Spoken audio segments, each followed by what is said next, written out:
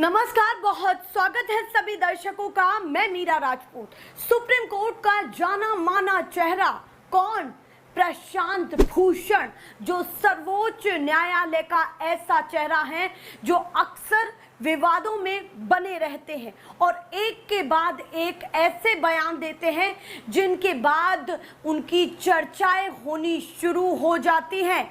उनके इस दशक को ही विवादों का दशक कहा जाता है, क्योंकि एक के बाद एक सरकार को वो घेरते आए हैं तमाम मुद्दों पर, चाहे एजेंसीज को लेकर के हो या फिर सरकार की प्रक्रिया को लेकर के हो या फिर सुप्रीम कोर्ट तक सीजेआई को घेरने को लेकर के भी बातें हो। यानी कि सर्वोच्च न्यायालय के सीजेआई तक को भी वो घेरते आए हैं।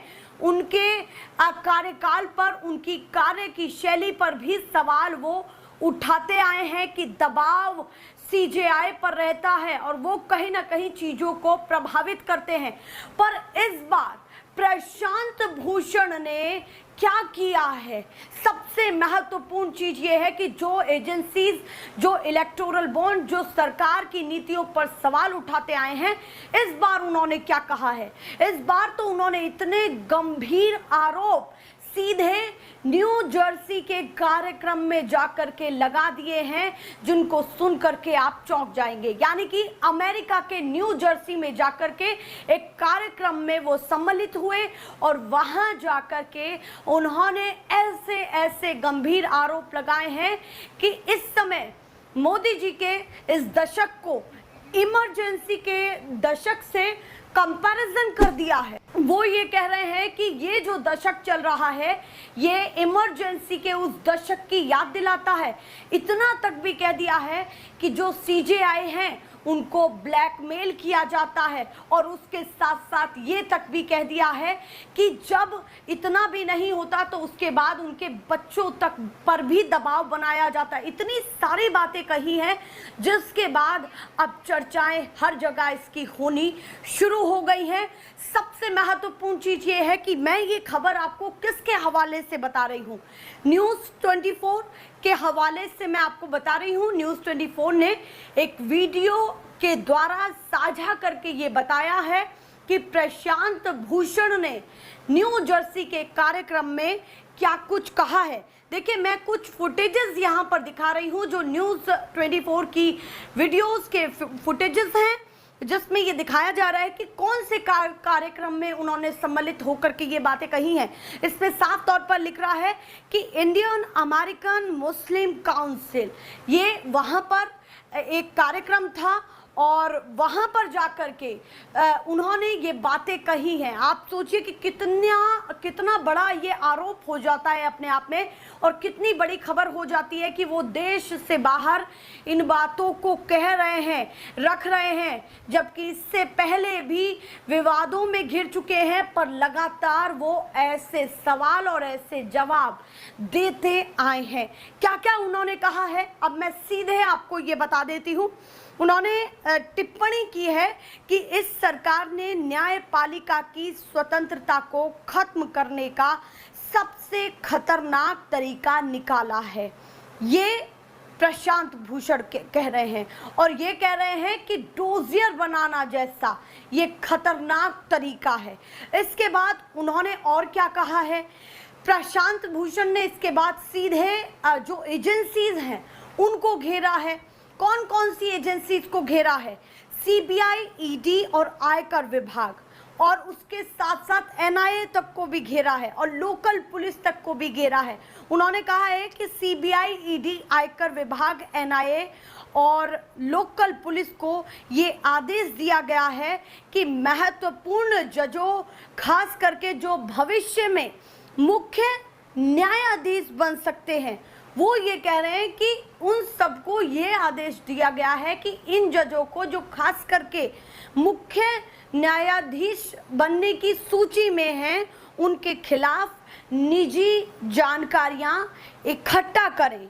अगर उन्हें कुछ मिलता है तो सरकार उसका इस्तेमाल जजों को ब्लैकमेल करने के लिए करती है। इतना बड़ा आरोप सीधे प्रशांत भूषण ने लगाया है कि ये सरकार करवा रही है, और सीधे ये बताया है कि जिन जजों का ये चांस रहता है कि वो मुख्य न्यायाधीश बन सकते हैं, उनकी निजी जानकारियां इकट्ठी की जाती हैं। अब इसके बाद सरकार का एक्शन क्या होगा या सुप्रीम कोर्ट का क्या एक्शन उनके इस बयान पर होगा नहीं पता, इस पर जांच होगी ये भी नहीं पता। पर अभी फिलहाल जो उनके गंभीर आरोप हैं वो मैं आपको बताने जा रही हूं, क्योंकि सुप्रीम कोर्ट ने इससे पहले भी प्रशांत भूषण पर एक्शन लिया है। अब आगे आपको बता देती हूं आगे उन्होंने क्या कहा है।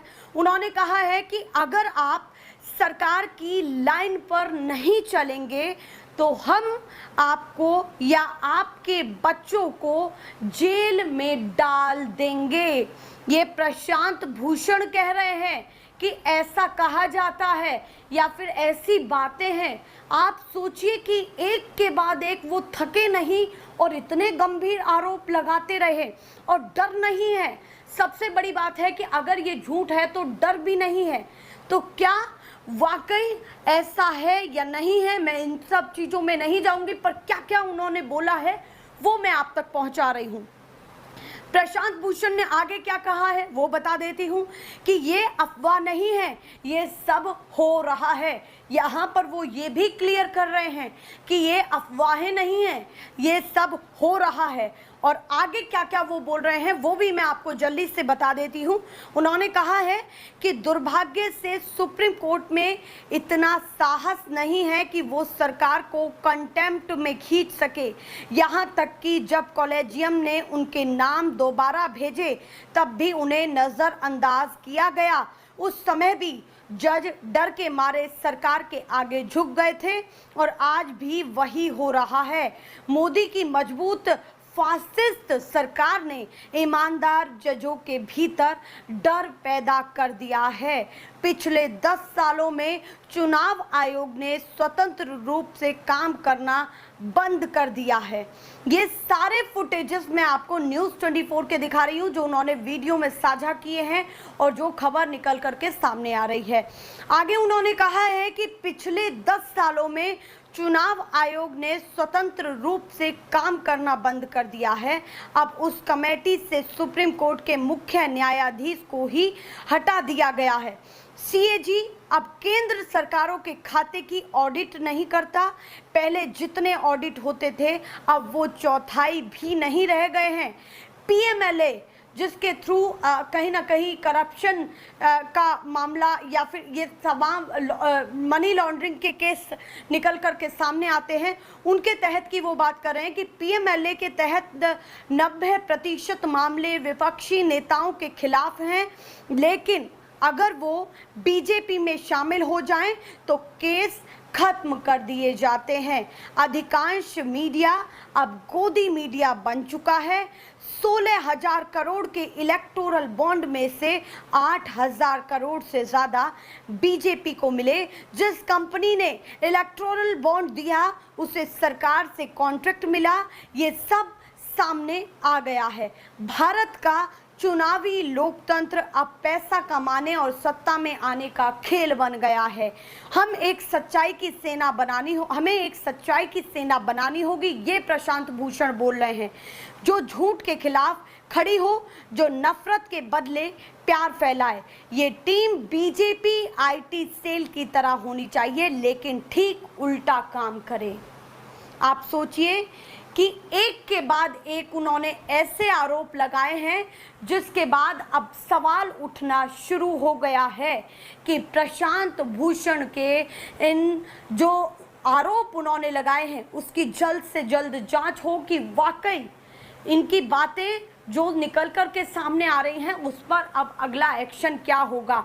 इनकी बातें जो निकल कर के सामने आ रही हैं, गंभीर आरोप लगा रहे हैं और वो कह रहे हैं कि ये अफवाहें भी नहीं हैं, तो कहीं ना कहीं प्रशांत भूषण ने फिर से विवादित बयान या फिर मैं ये कहूँ कि ऐसी चीज़ें कह दी हैं, ऐसे गंभीर आरोप लगा दिए हैं कि फिर से वो चर्चाओं में आ चुके हैं। ये वही प्रशांत भूषण हैं जिन्होंने सरकार के इलेक्टोरल बॉन्ड पर भी सवाल उठाया था। तो आप सोचिए कि प्रशांत भूषण ने फिर से ऐसा ही कुछ कर दिया, यानी कि अपने विवादों के उस दशक में फिर से ऐसी चीज शामिल कर दी है। अब इस पर सरकार का, कोर्ट का क्या एक्शन होगा नहीं पता, पर मैं लगातार आपको ऐसे ही खबरें दिखाती रहूंगी।